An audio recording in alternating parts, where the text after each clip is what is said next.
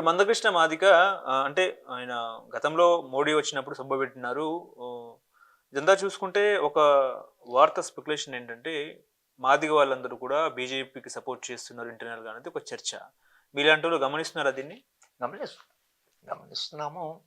నేను మొన్న ఎంఆర్‌పీఎస్ మీటింగ్‌లో మాట్లాడినప్పుడు కూడా ఆహ్, ప్రకాష్ అంబేడ్కర్ గారు ఒక సందర్భంలో బహుశా మీరు కూడా ఉన్నారక్కడ. హ్మ్. ప్రకాష్ అంబేడ్కర్ గారు మాట్లాడుతూ రాజ్యాంగాన్ని పూర్తిగా మార్చే ఒక ప్రమాదమైన అదే. రాజకీయాలు హ్మ్. ఉన్నాయి.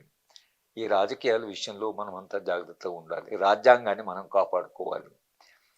భారతీయ జనతా పార్టీ కూడా ఇప్పుడున్న పరిస్థితిలో మేము రాజ్యాంగాన్ని కాపాడుతుంటున్నారు. ప్రధానమంత్రి గారు కూడా రాజ్యాంగాన్ని ఆయన పార్లమెంట్లో ఎంటర్ అయినప్పుడు దాన్ని చేశారు. ఇవాళ రాజ్యాంగాన్ని కాపాడుతామని అన్ని రాజకీయ పార్టీలు అంటున్నాయి. కానీ రాజకీయంగా ఒక్కొక్క రాజకీయ పార్టీ ప్రయారిటీసు ఒక రకంగా ఉన్నాయి. భారతీయ జనతా పార్టీ పూర్తిగా ఐడియాలజికల్గా ఈ అన్‌టచబిలిటీ పోవాలి, కుల వ్యవస్థ పోవాలి అనేటువంటిది వాళ్ళు వాదించడం లేదు. కుల వ్యవస్థ ఉండాలి. కానీ కుల వ్యవస్థ ఉన్నా కూడా అది డివిజన్ ఆఫ్ లేబర్, శ్రమ విభజనే కానీ అది సామాజిక విభజన కాదు కనుక కులాలు విషయంలో వాళ్ళు కుల నిర్మూలన జరగాలి అని స్టాండ్ వాళ్ళది కాదు. ఐడియాలజికల్ వాళ్ళ స్టాండ్ అది కాదు. కాంగ్రెస్ పార్టీ వాళ్ళు అటు ఇటు ఉంటారు. సో నిజానికి అందుకనే అసలు దళితుల పాలిటిక్స్ వచ్చే మాయావతి ముఖ్యమంత్రి అయింది. కనుక దళితులు మాకు రాజ్యాధికారం కావాలంటున్నారు. ఇది వాళ్ళు గెలుస్తారా, వీళ్ళకి మాకు రాజ్యాధికారం కావాలంటున్నారు. కానీ ఇప్పుడున్న రాజకీయ పార్టీలు మరింత నిజాయితీగా నిజంగానే ఈ సమస్య గ్రౌండ్లో ఉంది, సమాజం మారాలి, మరింత మెరుగైన సమాజం కావాలి అనే ఐడియాలజీ ఏదైతే భావజాలం ఉందో ఇప్పుడున్న ఏ రాజకీయ పార్టీ కూడా, అంటే కాంగ్రెస్ పార్టీ బీజేపీతో పోలిస్తే వాళ్ళు మోర్ అకామిడేటివ్ కాబట్టి బహుశా ఆ రాజకీయాలు వీళ్ళు భారతీయ జనతా పార్టీ వైపు వెళితే రేపు వాళ్ళ పాలన ఏదైతుందో కేంద్రంలో పాలన కొంత నియంతృత్వ ధోరణులు ఏవైతున్నాయో ఈ నియంతృత్వ ధోరణి నుంచి బయటపడడానికి బహుశా ఆ పాలిటిక్స్లో ఈయన వెళితే ఒకవేళ అది ఒక రకంగా ఇప్పుడు ఇక్కడ కాంగ్రెస్ పార్టీ ఉంది కాబట్టి మరి ఆయన అటువైపు వెళ్తాడు అని అనుకుంటే ఈ వర్గీకరణ కొంత ఆలస్యం కావచ్చు, ఏదో ఒక కాంప్లికేషన్ తీసుకొచ్చి ఆలస్యం కావచ్చు. కానీ ఆ పాసిబిలిటీ ఉంది. అదే అంటే మనం పూర్తిగా దాన్ని రూల్ అవుట్ చేయడానికి లేదు అసలు. ఓకే. ఇప్పుడు ఏపీ విషయానికొస్తే ఏపీ కూటమిలో ఇటు జనసేనకు, అటు టీడీపీకి మధ్య ఒక వార్ నడుస్తుంది. ఆ వార్ ఏంటంటే డిప్యూటీ సీఎం అనే పదవి ఆహ్, లోకేష్‌కి ఇవ్వాలని చెప్పేసి టీడీపీ. లేదు లేదు ఇటు సీఎం పదవి పవన్ కళ్యాణ్‌కి ఇవ్వాలని చెప్పేసి జనసేన అంటుంది. ఏంటి సార్ అసలు సీఎం అసలు ఇప్పుడు చంద్రబాబు నాయుడు తర్వాత టీడీపీకి ఎవరు రథసారథి? లోకేష్ సీఎం అయితే ఏ రకంగా ఉంటుంది? ఇప్పుడు కూటమి 29 దాకా ఉంటుందా? లేకపోతే చీలిపోయే అవకాశం ఉందా? పవన్ కళ్యాణ్ బీజేపీతో కలిసే అవకాశం ఉందా? ఎట్లా చూస్తారు సార్? అంటే అది ఫార్ ఫెచ్డ్ లేండి. ఇప్పుడు లోకేష్ ముఖ్యమంత్రి కావడం అవంతా ఇప్పుడు చంద్రబాబు నాయుడు గారు ఆరోగ్యంగానే ఉన్నాడు. ఆయన ఇప్పుడు ఆయన అది వదులుకొని ఆ అబ్బాయికి అప్పచెప్పడం అదే. అదే. ఇప్పుడు పరిస్థితి భవిష్యత్తు ఏం జరుగుతుందో మనకు తెలియదు.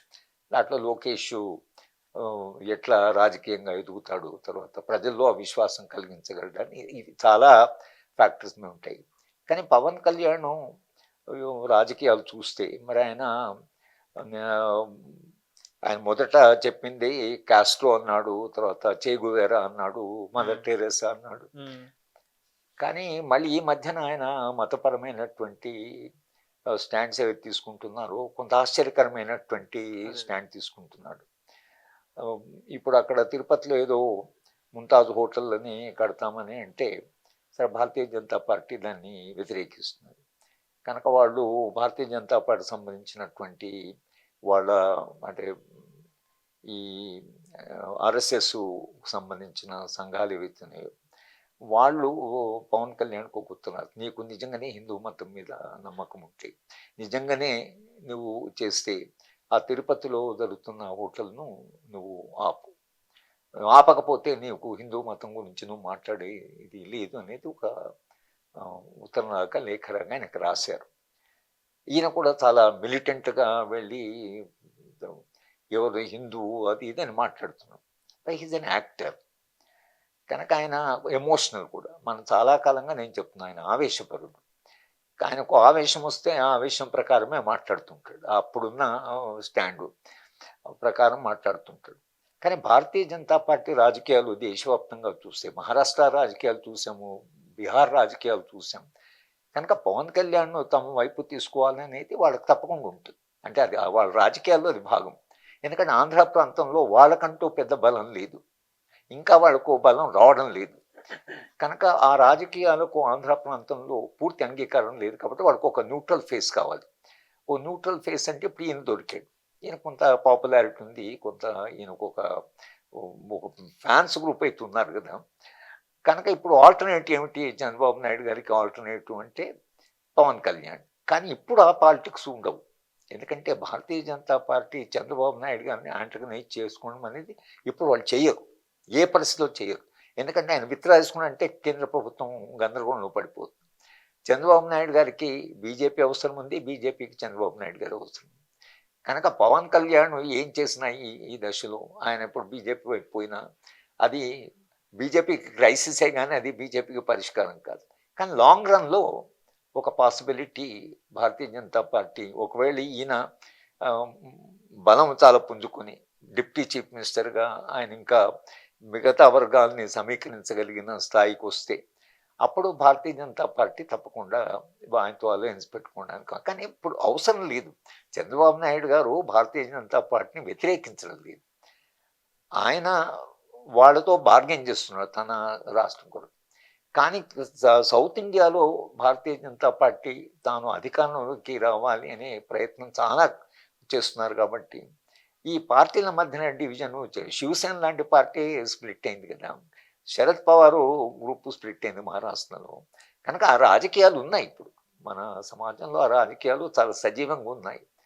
కనుక అందరికి అనుమానం ఏంటంటే భారతీయ జనతా పార్టీ వీళ్ళని చీలుస్తుందేమో, పవన్ కళ్యాణ్ తమ వైపు తీసుకుంటుంది. ఎందుకు అనుకుంటున్నానంటే ఇప్పుడు ఆ పరిస్థితి లేదు. కానీ మహారాష్ట్రలో జరిగింది, బీహార్‌లో జరిగింది. ఇక్కడ కూడా వేరే రాజకీయాలు వస్తే పవన్ కళ్యాణ్ తమ వైపు తీసుకోవచ్చనేది. పవన్ కళ్యాణ్ కూడా ఇచ్చే ఇండికేటర్స్ ఎట్లున్నాయంటే మతపరమైన తన స్టాండ్ గానీ, తర్వాత భావజాలం గానీ చాలా ఆవేశంగా మాట్లాడుతున్నాడు. కనుక దానికి ఈ అనుమానానికి ఒక స్కోప్ వచ్చింది. అంటే అందరికి కూడా ఏంటి ఈయన ఇట్లా మాట్లాడుతున్నాడు, అటువైపు పోతాడేమో అని అనేటువంటిది ఒక చర్చ నడుస్తున్నది. కానీ ఇప్పుడు ఇమ్మీడియేట్‌గా నేను అనుకోవడం అలాంటి అసలు ఆ పాసిబిలిటీ లేదు అసలు.